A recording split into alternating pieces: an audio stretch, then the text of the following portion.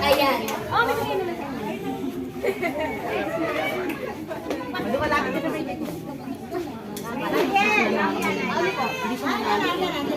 Nanalang mo mo. May binubulong dito eh. May binubulong ka din.